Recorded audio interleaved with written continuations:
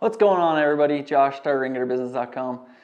Today we're going to try a new little format on a video, and we're going to do some reactions on, we're going to watch this old house video. If you want to follow along, we're going to do just my reactions and commentary on this guy's video that obviously doesn't hang rain gutters every day, but it'll be fun.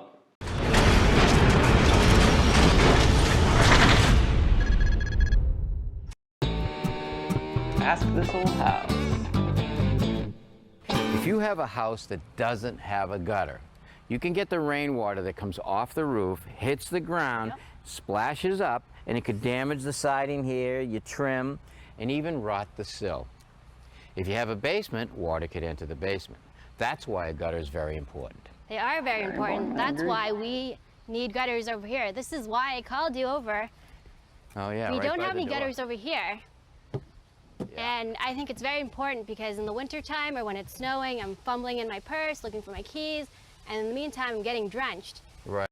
You can see her paint's all messed up on her deck, and yeah, she definitely needs a rain gutter. So we'd really like some gutters. You have a lot of roof up there, and this area really should have a gutter. Now this is pretty low, and installing a gutter can be pretty easy if you know what you're doing. Okay. All right, you want to learn how to install a gutter? I do. All right, let's go get some supplies and I'll teach you how. Thanks. I don't know if it's just their camera, but this fascia looks super wavy in this video. So it could just be their camera, but that's one of the first things I do when I pull up to a house is just kind of see the line of sight on everything, like how everything's pitching and if the fascia's curved or bowed or warped. So just one thing I noticed looking at that fascia there. All right, Lang, here's your gutter. It's a 24 gauge aluminum gutter, and it's going to be in one piece. Okay. Now the way I got it here is I call up a local supplier, and in the truck that they have a coil with a machine. You give them a length, they run it out however long I want it. All right, awesome. All right, now to close up the ends, I get these left and a right end cap. Goes right on here like that. We caulk it in place and seal it. It's watertight. Now to get started, I want to put a reference line on the house. Yep.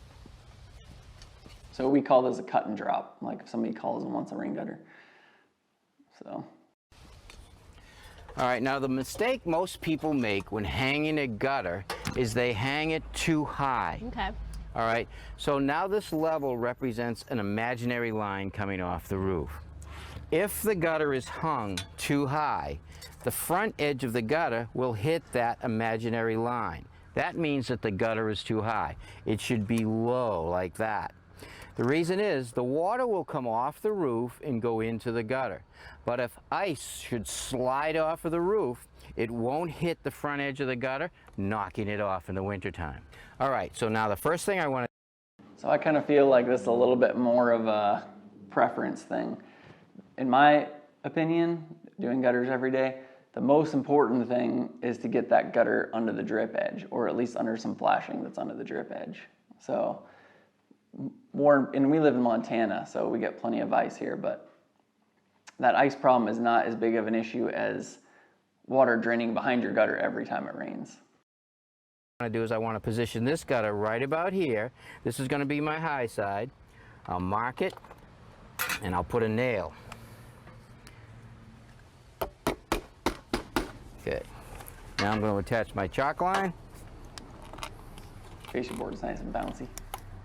All right, now what I want to do is I want to locate the position of the gutter on the other end. Yep. And I want that end to be lower than that end because I want the water to run down this way. Okay. So I'm going to take my end cap and I'm just going to position it here by eyeballing it right about there. Now I'll take my chalk line, I'll put it up there. Now I want to make sure that it has a pitch. To do that, I'm going to take my level, and I'm going to line it up with the line, and look at my bubble, and I do have a pitch. So now I can snap the line. Nice. All right, Lang, let's get... So we don't ever really use chalk lines. I mean, it is one way to do it. The chalk line just takes a lot of time. You get chalk all over the house half the time, and some situations we use them, but not very often. But it does give you a nice straight line. So Get a length for the gutter. All right. I'll take that in. Good work. I'll go down here. And he had some really drastic pitch on that too. If you could see, that bubble was outside of the lines on that level. And if you have that pitched that hard, all of that water is rushing right to the downspout during a heavy rain. And what you want is for that water to build up in the gutter and drain down the kind of, you use the volume of the gutter to, and then the downspout drains that volume of water. And they look nicer on the house when they're more horizontal. All right, just push it right in there. All right, now I'm just going to pull it tight. And we've got 25 feet 11, but I'm going to go 26 feet. Now, before we measure the gutter, I want to install this end cap on this end. So I'm going to install some caulking right here in the crack. He uses the same glue as we do. Now, this is a caulking designed to seal up gutters. Getting glue everywhere. That. Now, all I need to do is push it on.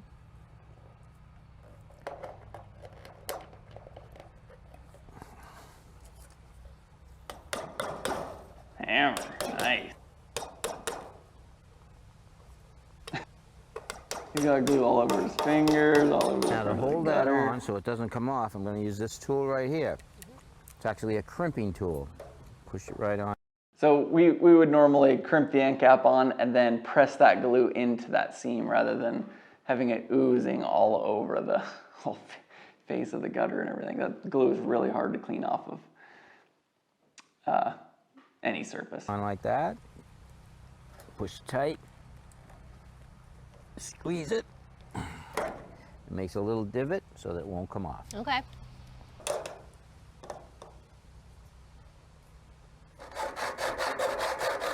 I'll make the first cut with my hacksaw and finish it up with my snips. So if you do more than one gutter a year, you're probably going to want something a little more efficient than a hacksaw. We started out with like a chop saw, and then, I mean, obviously on the gutter machine they have a guillotine, so if he would have just shown up, got the measurement while the guys were running out the gutter, he could have just had them use the guillotine on the machine to cut it to perfect length. Much more efficient.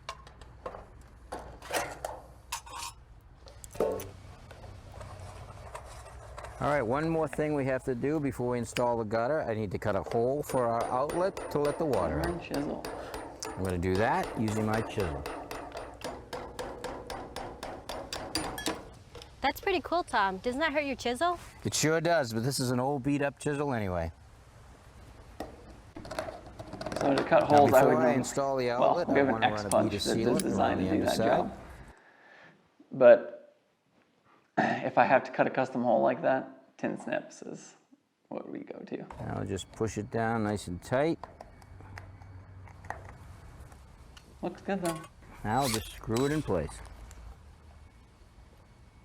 Oh yeah, I love seeing this big old screw hanging out the bottom of the gutter. I'm being sarcastic. All right, Lang, you ready to go up the ladder with it? Yeah. All right, now I need you to hold that end and hold it tight to the building like that. Keep it down a little bit and not up too high. All right, now I temporarily screwed our gutter about 2 inches lower than it's going to go. The reason is because of the hangers that we're going to use to hang the gutter. This part hangs into the front of the gutter or locks into the front of the gutter, and this part goes underneath the back like that. It has a wood screw that will screw right into the end of the rafter. But because of the length of the brackets, I wouldn't be able to hook it on and bend it down without hitting the roof and damaging it. So now what I'm going to do with the gutter lower, I'm going to position every bracket where every rafter is, put it in place, bend it down, bring it up. So in a situation like this, where you would have like this was just a 1x6, and it's definitely preferred to make sure you line those hangers and screws up with the rafters that are behind the board. But you can see where those rafters are nailed on, as long as it's painted like this. You can see where those rafters are, so then you can just mark the drip edge, throw all the hangers in the gutter, and then while you're hanging gutter, just slide it to your mark. I want to A lot put all quicker my than brackets in first. tacking that gutter low doing this, and then.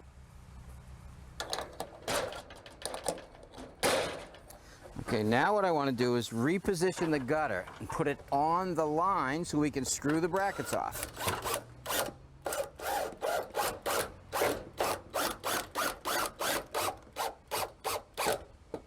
So one thing I don't like about these specific hangers is All right, that the gutter is hung, and now we have to start that thinking hole about getting the water that's coming off about the roof halfway down in the gutter, to the so- ground. Okay. So we're going to connect a downspout to the once the outlet water over gets there up and to run about it down halfway up with the an gutter, elbow to get the water is water leaking away. through that screw But hole there's an into your awful lot of fascia. water that comes off your roof, so I thought it would be a good idea if we use a rain barrel to collect some of the water coming off the roof.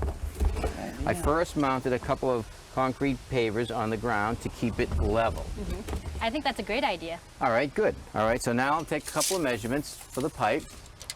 I need a 64 and a 28. Okay, let's get them cut. Hacksaw's work decent for downspouts. if you want.